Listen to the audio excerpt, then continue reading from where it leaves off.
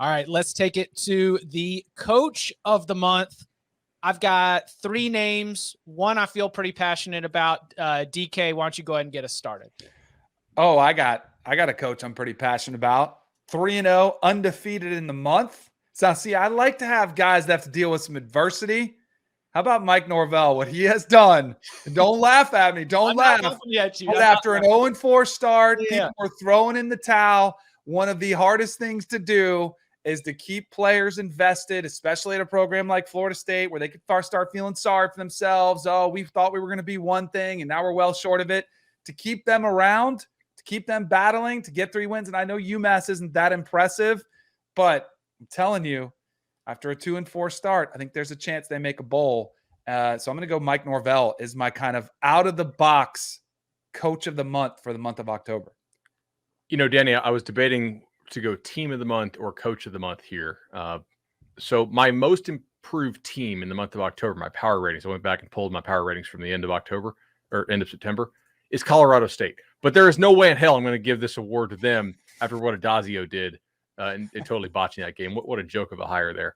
And this is coach of the month, too. We're right. Coach of the month. Team of the month is coming up next. I can't really give team of the month to Florida State when one of their wins is UMass and they had a bye week. But let's think about the makeup of this team. It's a team of mercenaries. They're all transfers. They didn't think they were going to be good this year, but they didn't think they were going to start 0-4. He has kept them together really well. So that he was actually tops on my list. The other guy I want to point out is several close wins this month. I think his in-game coaching and finding ways to coach around injuries and making the right decisions, not folding your public pressure and just punting the ball away, giving away possessions. I'm going to give mine to Lane Kiffin. I think Lane Kiffin has done a really good job winning close games. Matt Corral's clearly banged up. They're losing offensive linemen. They got receivers down. The defense is starting to show some warts, and they still keep winning. Tom? My coaches of the month, my nominations, I've got multiple. I've got Ryan Day. Even though the competition wasn't at its most fearsome, they had that early loss to Oregon. They bounced back. There were people calling for saying, CJ Stroud shouldn't be the quarterback, blah, blah, blah. Stuck to his guns, got the season turned around. They're cruising. They look like the best team in the Big Ten by far. CJ Stroud, we just nominated him for Player of the Month. Good thing he didn't bench him. Another coach, Thomas Hammock at Northern Illinois. The Huskies are at 4-0 in the MAC. They have a 2-game lead on everybody else in the West. Nobody had high expectations for them coming into the season. He's in his 3rd year there. It's like you kind of almost forgot he was there. But he's, Northern Illinois hasn't done much of anything the last couple of years. They come into this season, they're playing very well. And then another one, the guy, if you can get UTEP to bowl eligibility in October, you deserve to be nominated for Coach of the Month, Dana DeMille. God.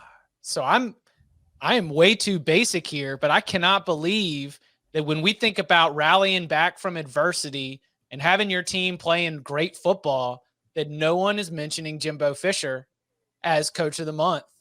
I think the Alabama win and the quality of play that we've seen from Texas A&M since the Alabama win certainly suggests that there has been something that has occurred within that building, locker room, coaching staff, and more that it absolutely deserves some recognition. On a similar note, though I said I'm not as passionate about this one, Brian Kelly, it has been very difficult to find ways to get this Notre Dame team offensively to play at a high level. And it hasn't been often until very, very recently against USC that Notre Dame's offense has put together 4 good quarters. Also, Dave Clawson, again, not as passionate about that, but Wake's offense is just surgical right now. And maybe he would share some of that award with Warren Ruggiero, the offensive coordinator there, who's really helped to mesh all these different styles together.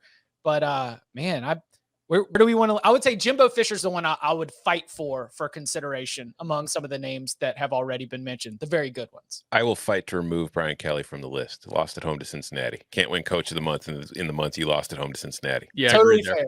All right, so goodbye. I'm cool with that. Get out of These here, are all Brian Kelly. Like they've all really had extremely nice months.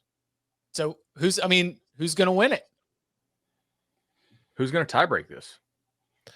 Do we vote? I had Mike Norvell, who I do think Bud brings up a good point. The UMass win is hard to give him a credit for that one. If he wins against Clemson, then it's like Okay, there we go. Now we're on to something. I know it'll be November. Maybe he'll have a chance in the back end. I'm torn because my team of the month is coached by Bud's coach of the month in Lane Kiffin. But I would sign off on Lane Kiffin easily for what he's done. But I also don't have a problem with Jimbo. So you guys can fight it out between those two. Yeah. Okay. So we've narrowed it to Lane and Jimbo. DK has pulled it away. We've got so Bud, you're obviously Lane, right? That would be your vote. Yeah, I would say so. Okay. My vote's Jimbo. You know what? Yeah, go Jimbo go beat ahead.